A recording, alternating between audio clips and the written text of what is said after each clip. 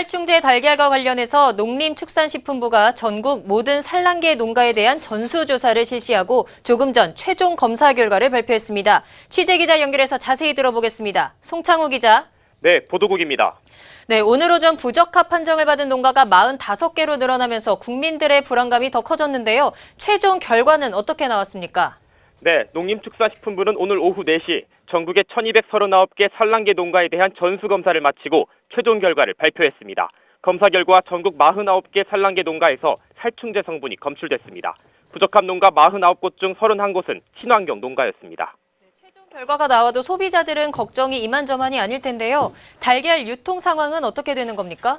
네, 전수검사 결과 살충제 성분이 검출된 농가의 달걀이 전체 공급 물량에서 차지하는 비중은 4.3% 정도로 집계됐습니다.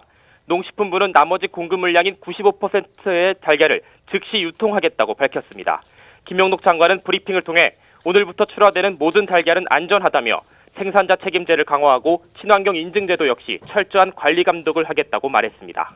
네, 그리고 문재인 정부 출범 이후 발표된 두 차례 부동산 정책으로 대출 규제가 강화됐습니다. 그런데 오히려 지난달 가계대출 규모가 더 확대됐다고요?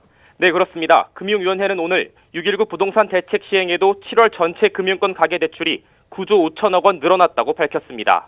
네, 부동산 대책이 가계부채를 줄이는데 효과가 없었다, 이렇게 봐도 되겠습니까?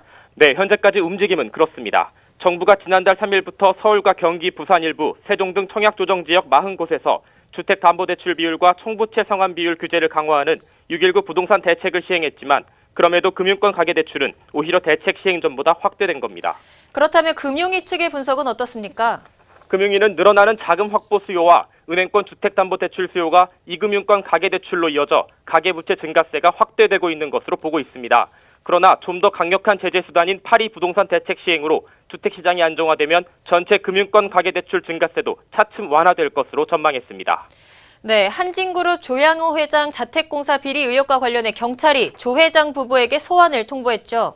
네, 경찰은 오늘 조양호 한진그룹 회장과 부인인 이명희 이루재단 이사장에게 소환을 통보했다고 밝혔습니다. 두 사람 모두 특정 경제범죄 가중처벌 등에 관한 법률상 배임 혐의를 받는 피의자 신분입니다. 네, 경찰이 범죄를 입증할 만한 확신을 가졌다라고 볼 수 있을까요?